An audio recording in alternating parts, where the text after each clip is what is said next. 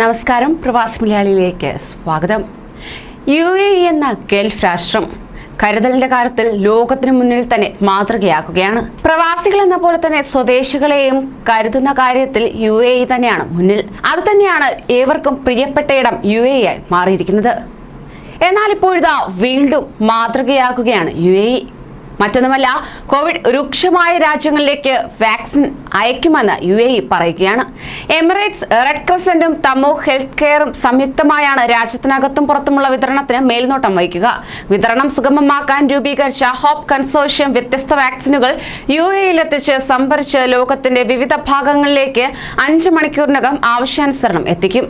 ഓരോ രാജ്യത്തിന്റെയും ആവശ്യമനുസരിച്ച് വാക്സിൻ ലഭ്യമാക്കും. ഹയാത്ത് വാക്സിൻ എന്ന പേരിൽ സിനോഫാം വാക്സിൻ പ്രാദേശികമായി UAE ഉൽപ്പാദിപ്പിച്ചു തുടങ്ങി. 800 കോടി വാക്സിൻ ശേഖരിച്ച് -80 ഡിഗ്രി താപനിലയിൽ സൂക്ഷിച്ച് ശേഖരിച്ചു വയ്ക്കാനുള്ള ശീതീകരണ സൗകര്യം UAE-യിൽ ഏർപ്പെടുത്തിയിട്ടുണ്ട്.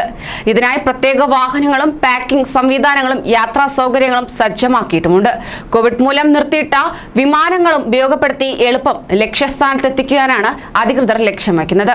അതോടൊപ്പം തന്നെ വാക്സിന്റെ കാര്യത്തിൽ മാത്രമല്ല, കൊറോണയിൽ നട്ടം തിരിഞ്ഞ ഇന്ത്യയെയും കൈപിടിക്കാൻ UAE മുന്നിൽ തന്നെ ഉണ്ടായിരുന്നു. അത്തരത്തിൽ സഹായഹസ്തവുമായി UAE എത്തിയത് ഏവരും ഏറെ ആകാംക്ഷയോടെയാണ് കേട്ടത്. കോവിഡ് വ്യാപനത്തിന്റെ 2ാം തരംഗം രൂക്ഷമായ ഇന്ത്യയിൽ ഗൾഫ് രാഷ്ട്രങ്ങളാണ് ആദ്യമേ തന്നെ സഹായവുമായി രംഗത്തെത്തിയത്. അതിൽ UAE-യും ഉണ്ടായിരുന്നു. കോവിഡ് 2ാം തരംഗത്തിൽ പ്രതിസന്ധിയിലായ ഇന്ത്യക്ക് കാരുണ്യത്തിന്റെ ചിറക് വിരിച്ച് എമിറേറ്റ്സ് എയർലൈൻസും രംഗത്തെത്തിയിരുന്നു. സന്നദ്ധ സംഘടനകൾ നൽകുന്ന സഹായങ്ങൾ സൗജന്യമായി ഇന്ത്യയിലെ 9 നഗരങ്ങളിലേക്ക് എത്തിക്കുകയായിരുന്നു എമിറേറ്റ്സ്. ഇതിനായി കാരുണ്യത്തിന്റെ ആകാശപാത തുറന്നതായി എമിറേറ്റ്സ് അധികൃതർ നേരത്തെ തന്നെ അറിയിച്ചിരുന്നു.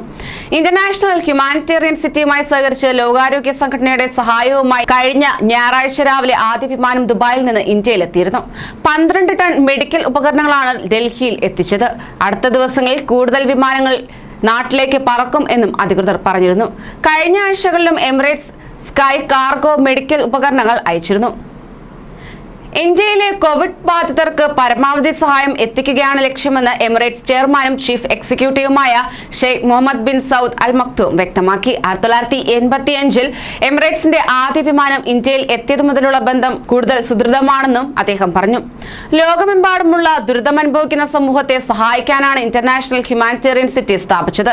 കഴിഞ്ഞ വർഷം ആഗോളതലത്തിൽ IHC-യിൽ നിന്നും 1292 ലോഡ് സഹായങ്ങൾ എത്തിച്ചിരുന്നു.